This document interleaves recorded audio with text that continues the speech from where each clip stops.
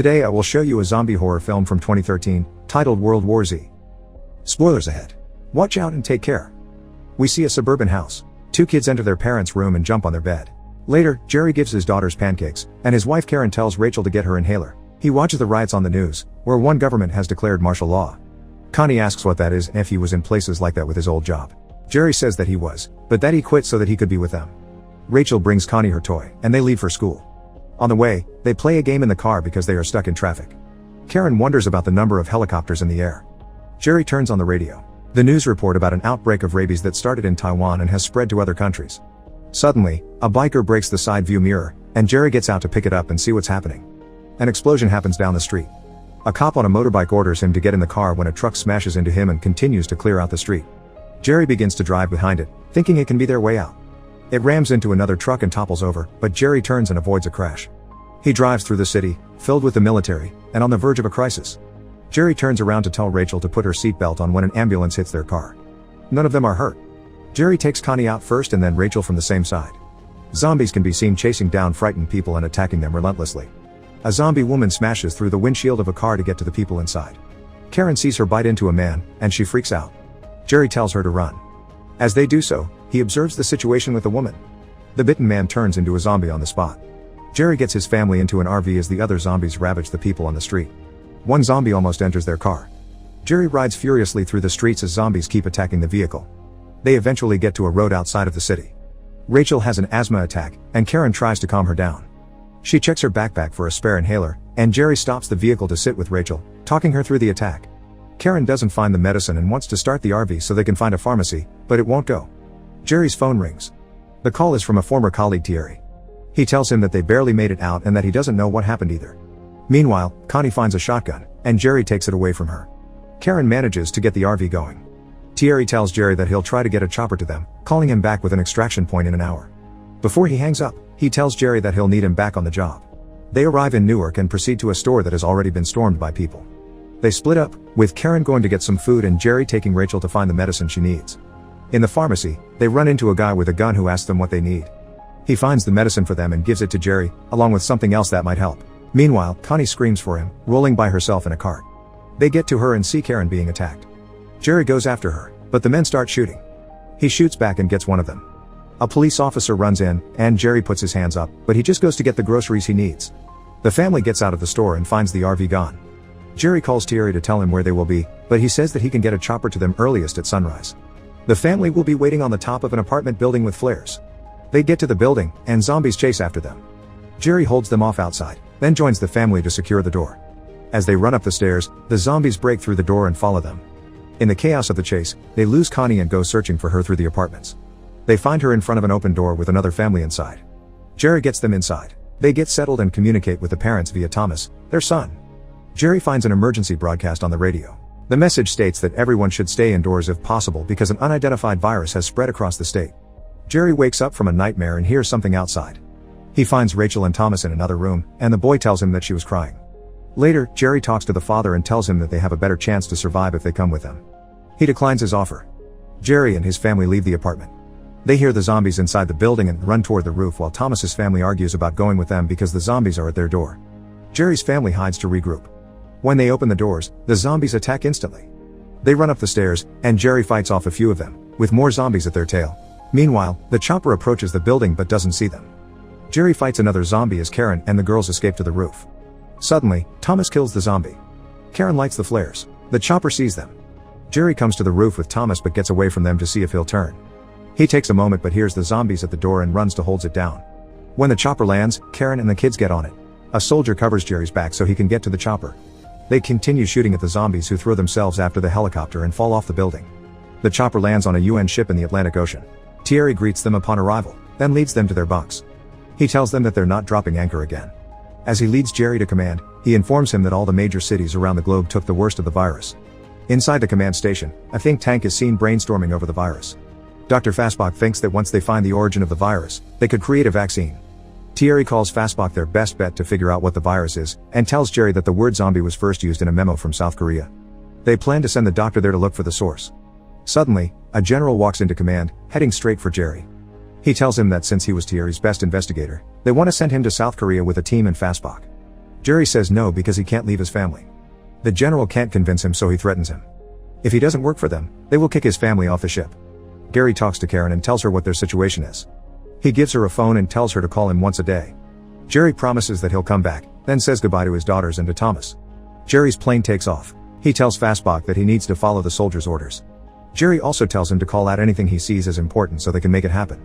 Fastbach thinks that they'll find something there and says that sometimes what might seem like the most brutal aspect of the virus turns out to be its fault. Meanwhile, the ship is relocating all non-essential persons off board.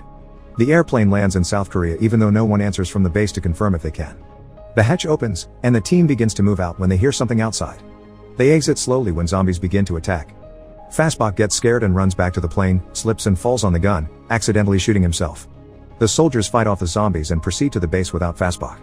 Once inside, they are met with the soldiers from the base who ask them why they're there. Jerry tells them about Fastbach, then the pilot asks about refueling. Captain Speak explains that when it comes to it they'll have to be very careful because the zombies are drawn to noise. He tells them that headshots are the ones that do the trick, but they also burn the bodies when they can. He asks Jerry what he'll do since Fastbach is dead. Jerry explains the memo with the word zombie. They take him to a holding room with burned bodies and explain that all of those were soldiers trying to detain their doctor. He bit all of them. The only thing they know about how he got the virus was that a soldier that had disappeared a week before had bitten him. When the doctor returned, he bit as many as 15 men. Unfortunately, the documents with which Jerry could track the soldier that bit the doctor were also destroyed in the fire. Speak tells him that one of his men didn't get attacked by the zombies, even though he was right in the middle of them. Jerry sees a former CIA agent in holding and talks to him. He had been selling guns to North Korea, but he tells Jerry that guns are only half measures. The ex-agent pulls out his last remaining tooth and tells him that they pulled out the teeth of the entire population in 24 hours to stop the spread. Jerry calls it bullshit. Then the man says that Israel is the only country winning the war by building an entire wall around Jerusalem, and he tells Jerry who to find there. Later, Jerry tells his pilot that they are going to Jerusalem. The soldiers prepare Gary and his team to get on the plane. Speak has an entire strategy on how to handle the refueling of the plane. Jerry and his team ride to the plane on bikes, and the soldiers surround the base with snipers to cover their backs. Speak tells them over the radio that they have to be quiet and get to the plane before he can bring in the fuel. As they ride, Karen calls Jerry, and his ringtone wakes the zombies. The men proceed to move with zombies on their tail when Speak takes down a group of them with the fuel truck. The refueling begins as Jerry and his team fight zombies in front of the plane. A zombie attacks Jerry and Speak saves him but gets bitten himself. As Jerry is being loaded on board, Speak tells his men that he'll kill himself before he turns. Jerry sees him do it from the plane. One of his team walks out to detach the fuel line as Jerry gets in the cockpit, blocking the door behind him so the zombies don't come in.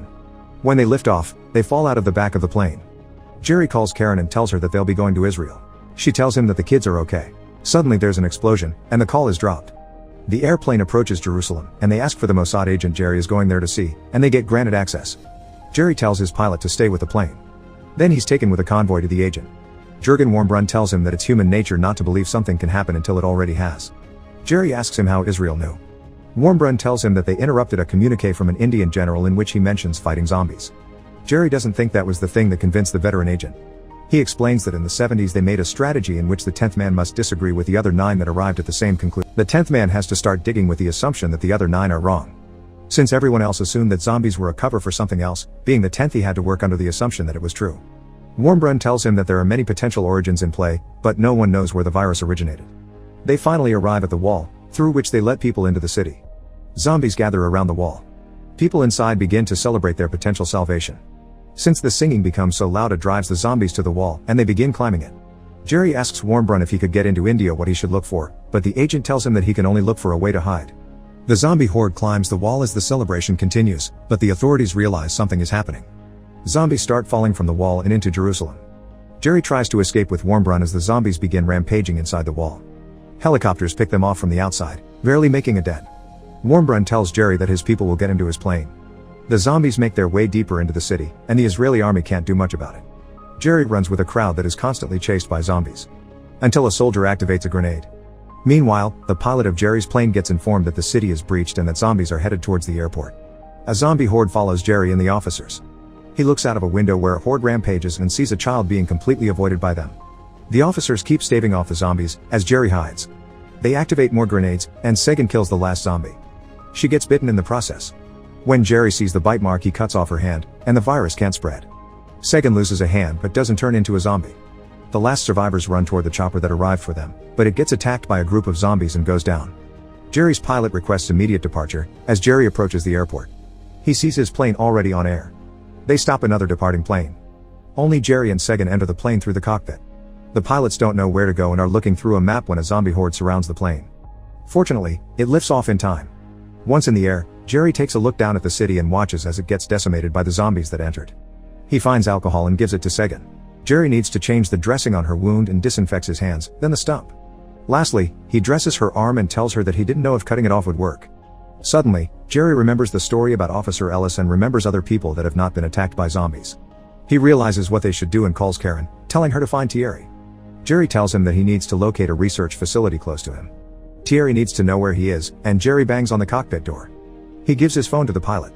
After the conversation with Thierry, the pilot tells him that they will be going to Cardiff, where there is a possibility of reaching a WHO research facility. Jerry hears the dog bark in the back. When the stewardess calls the elevator, the dog runs away. She opens it, and a zombie attacks her. Jerry realizes something is going on as the stewardess attacks people and makes more zombies. He sees what's happening and tells the passengers to stay quiet. They work together to block out the door with everything they can find. One of the passengers drops a bag and alerts the zombies. They storm the plane and rampage through it. Jerry battles with the zombies, and he almost gets bit when Sagan shoots the zombie that's after him. She keeps firing, and Jerry finds a grenade on her belt that he throws in the back of the plane. It shreds the plane, and the pilots have to make an emergency landing. Jerry puts the seatbelt on Sagan, then himself. A remaining zombie attacks them as the pilots prepare for impact. The plane splits into bits upon impact. Later, Jerry wakes up, strapped to his seat, and sees that Sagan isn't in hers. He's badly wounded by a piece of shrapnel. Jerry drops from his seat. Suddenly, Sagan shows up. They find their way to the WHO facility. Meanwhile, the general at the UN ship is informed that the Cardiff airport lost contact with Jerry's plane. Karen is being called in to talk to Thierry. He talks to his commander, who tells him to kick Karen and the kids off the ship. Back at the facility, Jerry is having delusions and nightmares. He wakes up and sees his wound dressed, then notices someone sitting next to him. As soon as Jerry wakes up, the man consults with someone else in another room. They come back and ask him who he is. They show him the phone, so he says to call it and find out who he is. Thierry is surprised that Jerry is alive, then introduces himself to the men. Before they can answer, Jerry asks about Karen, and Thierry tells him what happened.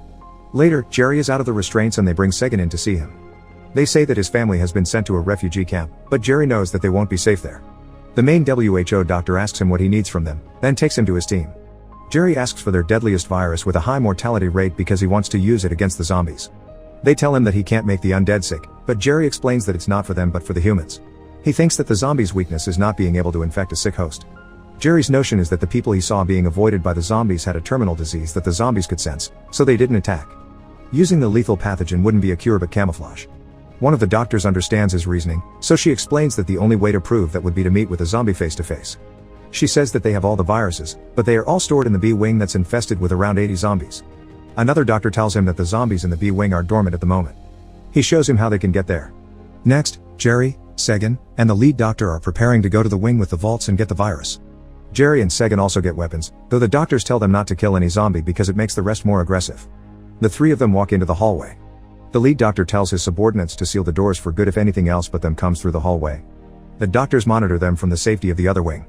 Jerry walks in first, and the light comes on as they slowly walk through the facility. They keep making noise and wake a few of the zombies a little. When they reach a lab with glass doors, Sagan moves to the other side first, then the doctor, and lastly Jerry, without alerting the zombies.